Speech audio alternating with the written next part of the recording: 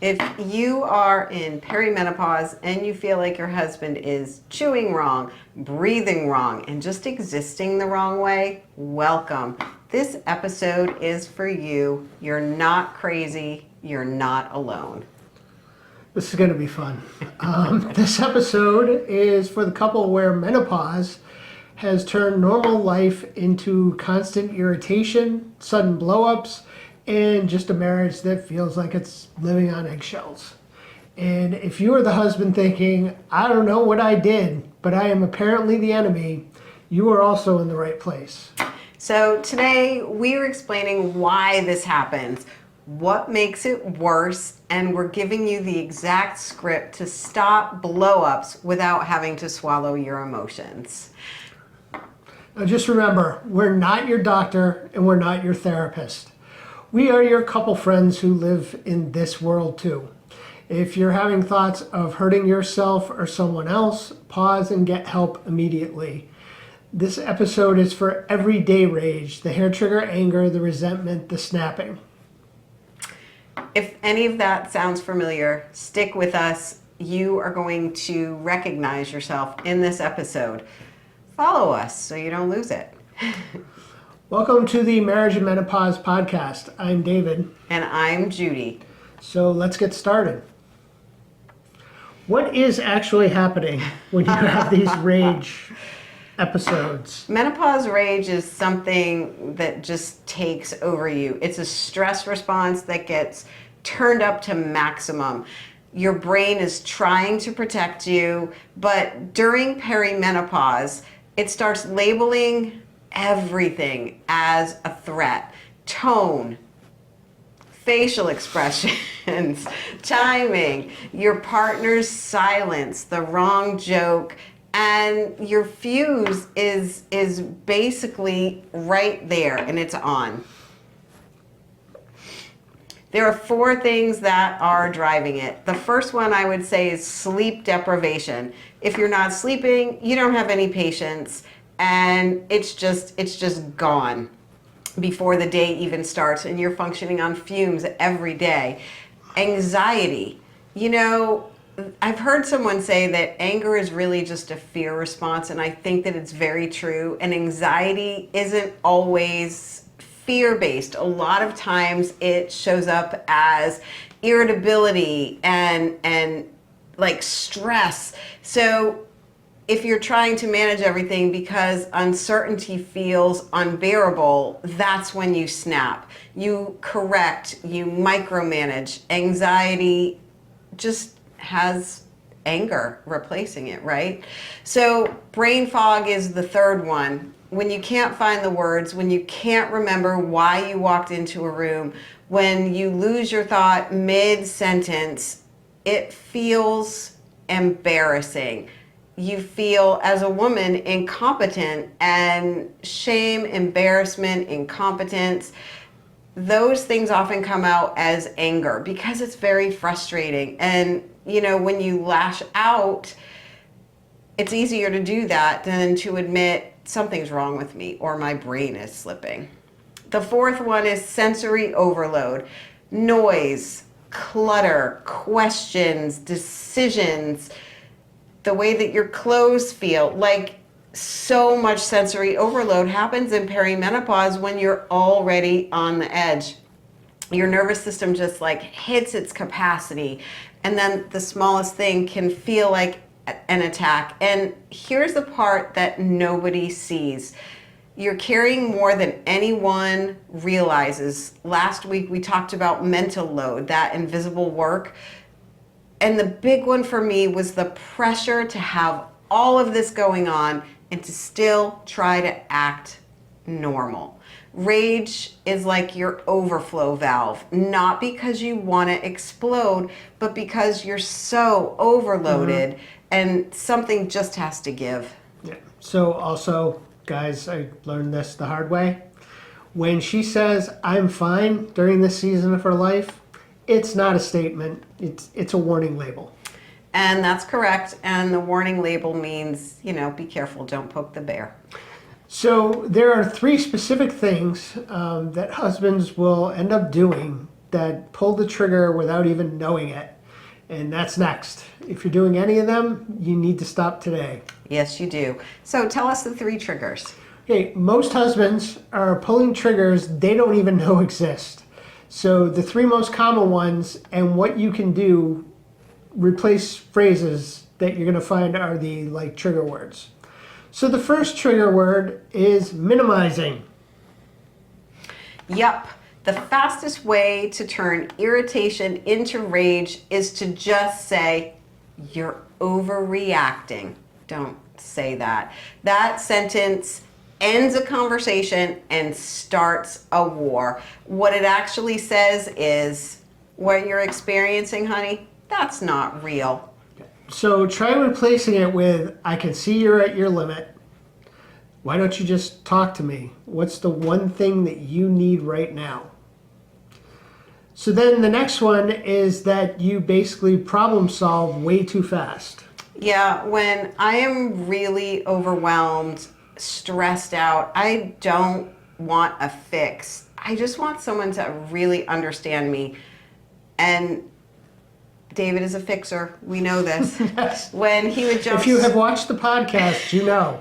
and when he would jump into trying to fix things and offer just solutions, I felt more alone because it often didn't work. So we have changed that. Instead of me trying to fix everything, I have backed off on that, and now I ask, do you want comfort or do you want solutions? Because that question will change everything. If she wants solutions, then great, you have solutions. And if she just wants comfort, then that's all you're there to give. Yep. The last thing is, don't score keep. If you're scorekeeping in the middle of an argument, right, you're not solving anything. You're just trying to work with your ego to show that you can win, and everything just escalates, and it's the stupidest thing you can do. Right. You are not a boxing judge. It's not your role to keep score and decide, who wins the round. Instead of saying things like, well, I did X last week, try, all right, we're both tired. We just need to relax or back down a bit and just reset. That's not weakness on either one of your parts. That is really pretty much the only move that's actually going to work. Exactly. The rage cycle that couples get locked into is next, and you're going to recognize the pattern, so stay with us. So let's explain the rage cycle. Let's. Most couples fighting through menopause are not having a marriage problem. They're stuck in the rage cycle, and this is every step of it. First thing, you feel overstimulated or disrespected, and then you snap. So then you, as the husband, you have to defend that or you have to withdraw.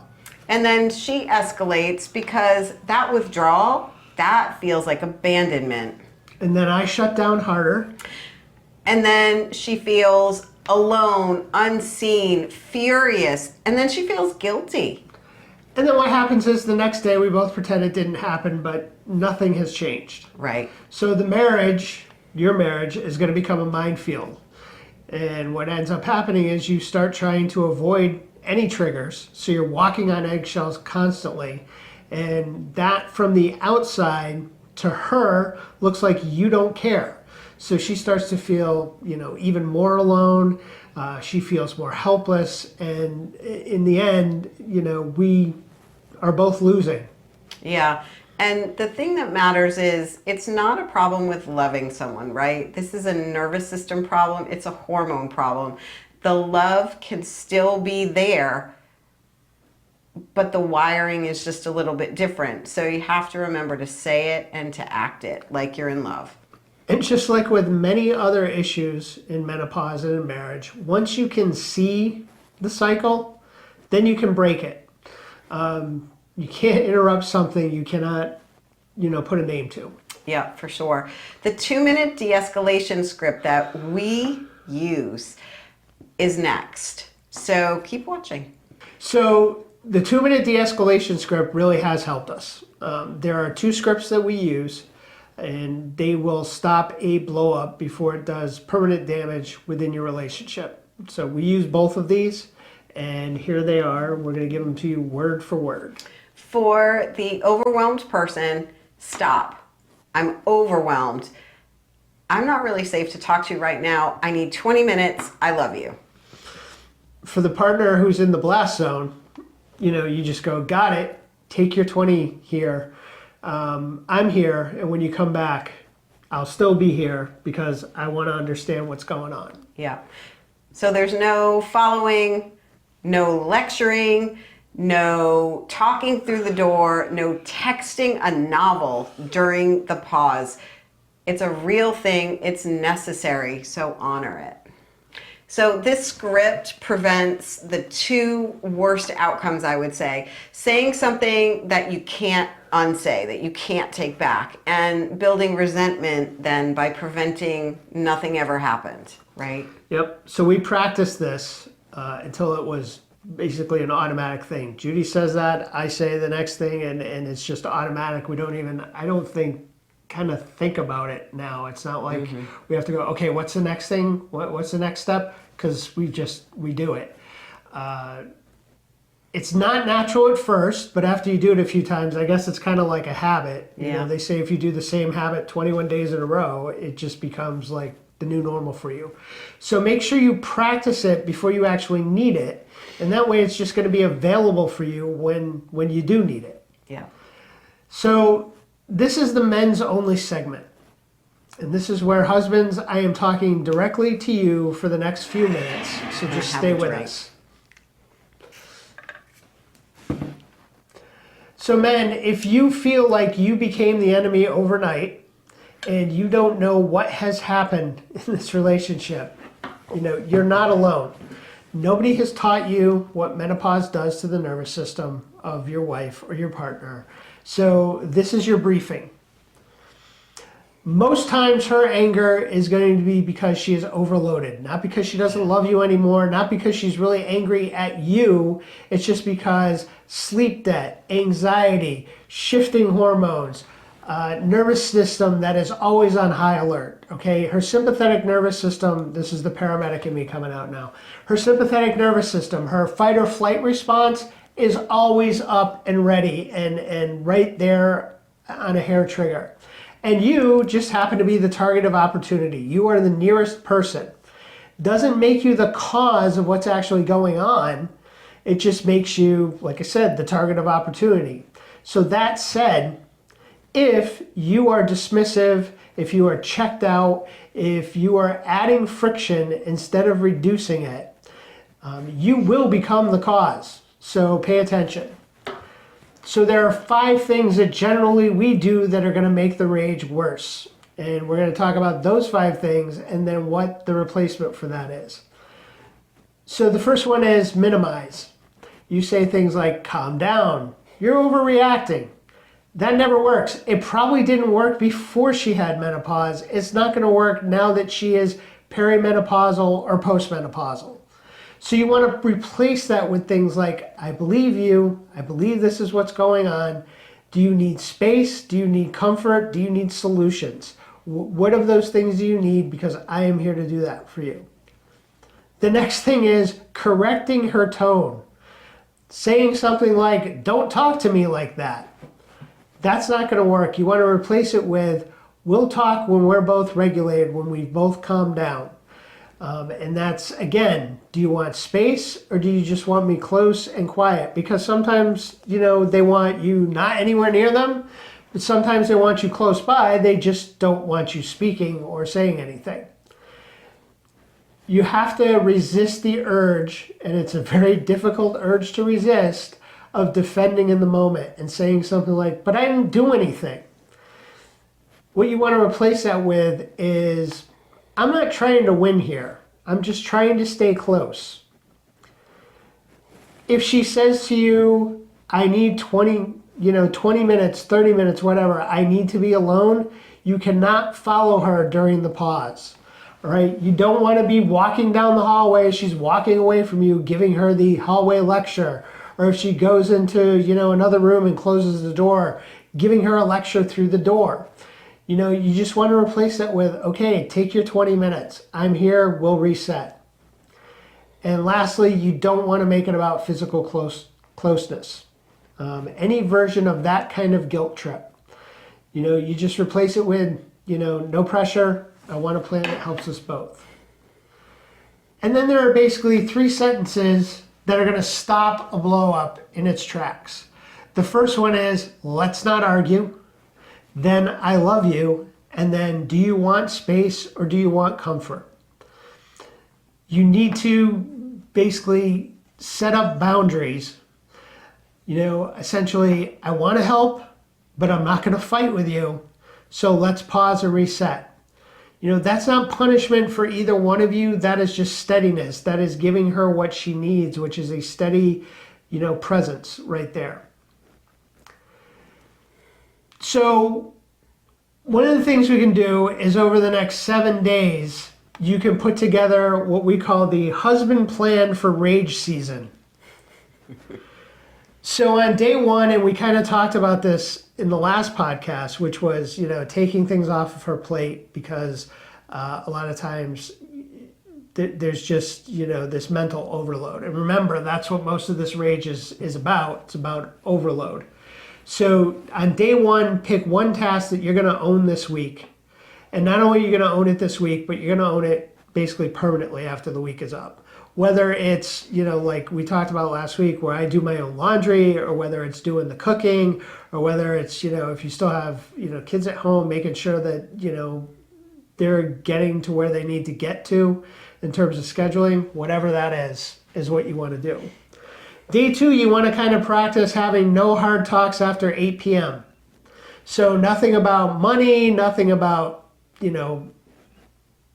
intimacy, if that's something that's not happening right now, nothing that has to do with, well, did you get this done today, or things like that. So no hard talks after 8. On day 3, you just want to start realizing that on a daily basis, you want to ask that question. And we all know what the question is. Do you want comfort or do you want solutions? Just asking it daily gives her the opportunity to say, this is what I need, today. On day 4, the 2 of you should probably sit down, and what you want to do is create a signal word for a pause. And the thing that comes to mind is we have watched Ted Lasso. And on Ted Lasso, one of the ththings that Ted tells Rebecca at one point is that he and his, I guess it was his ex-wife by this point, that the thing that they had been told when they were in therapy was that if one or the other of them said the word Oklahoma, that meant that the other one had to tell them truthfully what was going on and what was going on in their heads. Sometimes for us, we have a single word for a pause. It's more of a phrase. If you've ever seen the show Letterkenny, what we use a lot of times is Judy will look at me and go, take about 10 or 25% off there, Squirrely Dan. And that's just, because first of all, it reminds me of, the funny parts where that happens on the show. So that just kind of naturally will break whatever tension is going on. So then you're into day 5, and in day 5, you just want to do 10 minutes of non-goal closeness. What do I mean by that? That means that you're just close together, but you're not expecting anything. It's not, the massage that's going to lead to something else. It's just the 2 of you being maybe in the same space with no expectation of what's going to, move forward from there. On day 6, start thinking about one specific appreciation that you can have for your wife. Just nothing generic, not like, oh, you look good today. It's got to be something specific. And then on day 7, and try and do this like at the end of every week, a 15-minute check-in. Just sit with her and go, so what helped you most this week? What did I do that was, took things off your plate this week or helped you with managing whatever was going on? Just remember, this is the key thing. If you do nothing else, protect her sleep and reduce the friction. That is how you get your marriage back faster. Isn't he awesome?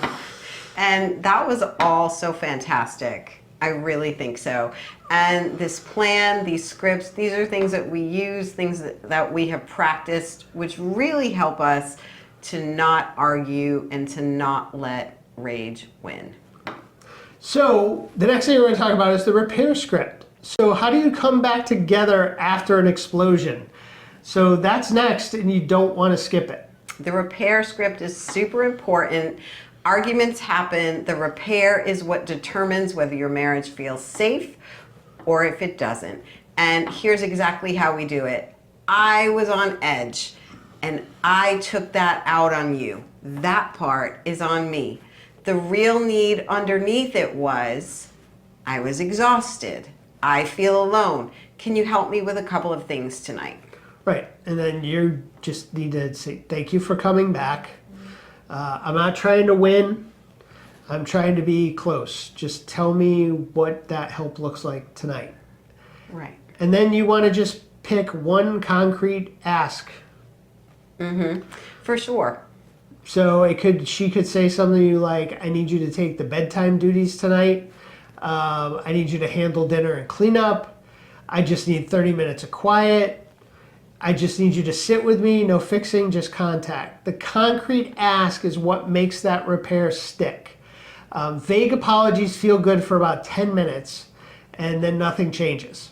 So one specific action changes tomorrow. Yeah. The goal of repair is not to forget about the fight, right? It's to reconnect. It's to calm your system. It's to make a small plan so that you don't have the same exact fight again tomorrow. So we have a full 7-day rage reduction plan is next. Couples can use this together. So keep watching. So how about we go through that 7-day rage reduction plan? Let's do it together. Right. 7 days, one move per day. This is for both of you, for the as a couple. And this is the couple's version of what I just talked about for husbands. Yeah. Okay, so day 1. Women, identify your top 2 triggers. Is it his tone? Is it a mess? Is it feeling rushed? Is it feeling criticized? Being touched unexpectedly? Name the triggers, write them down, because we know you can't reduce what you don't know exists. So then on day 2, your job, husbands, is to reduce the friction. Sit down between the two of you, decide who owns stuff, like who owns dinner, who owns cleanup, who owns mornings this week. No improvising, have a plan. Don't wait to be asked, just get done what needs to get done. Yeah.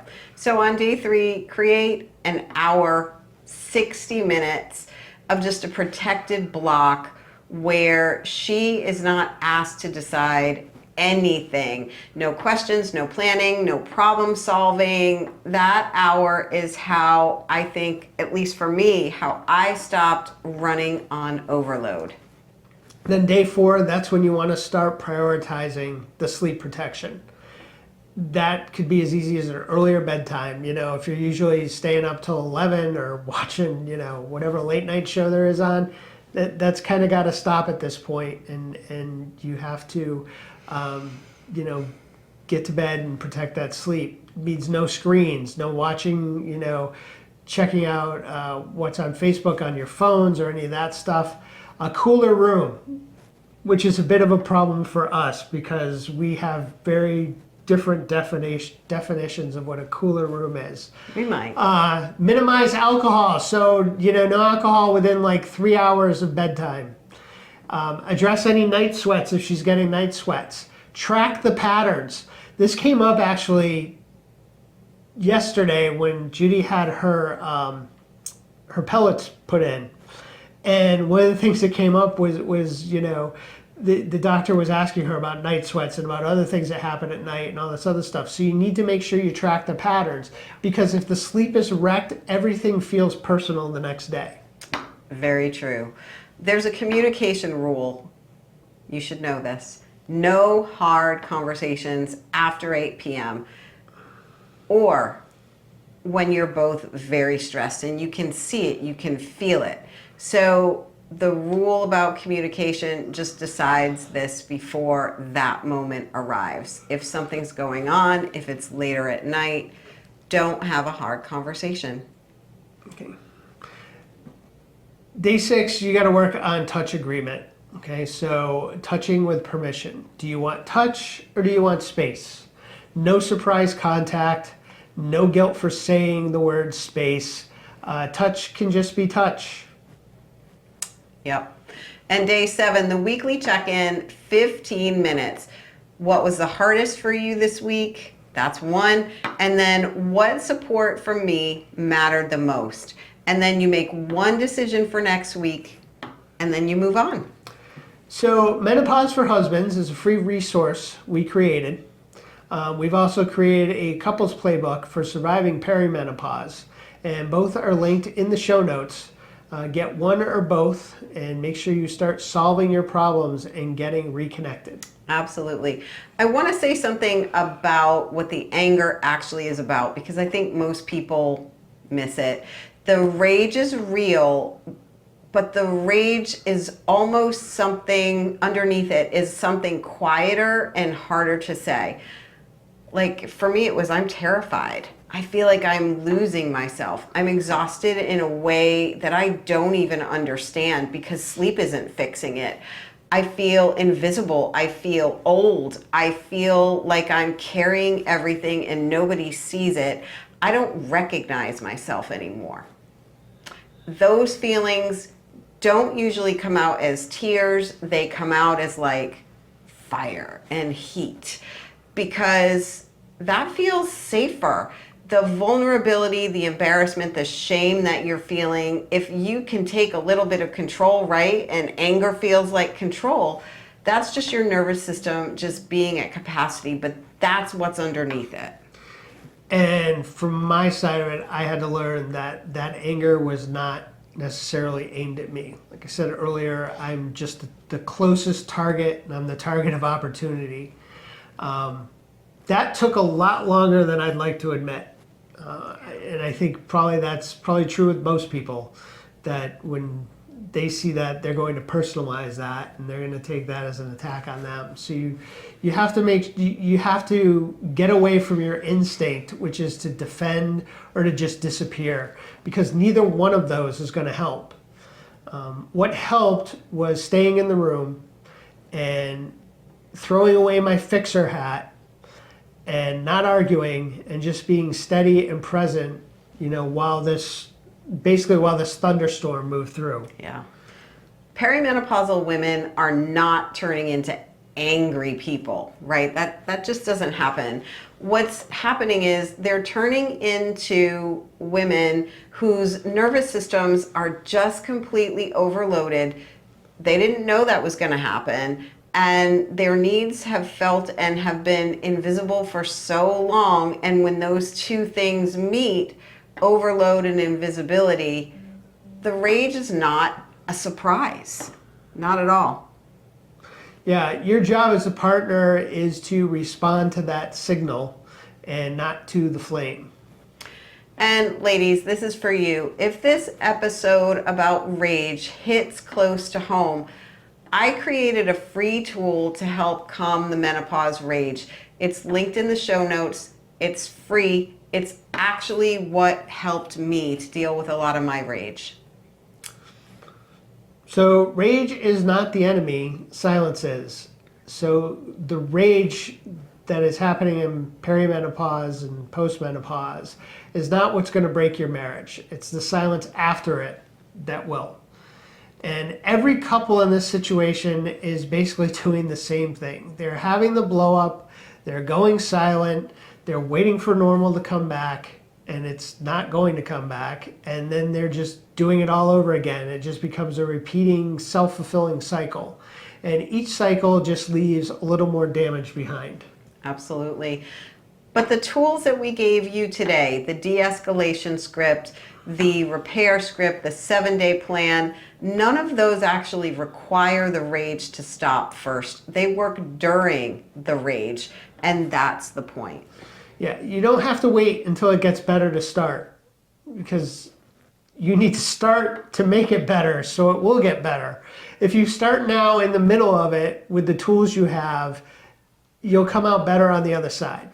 Yeah, and the disclaimer that I have is we're not past this. This still happens sometimes.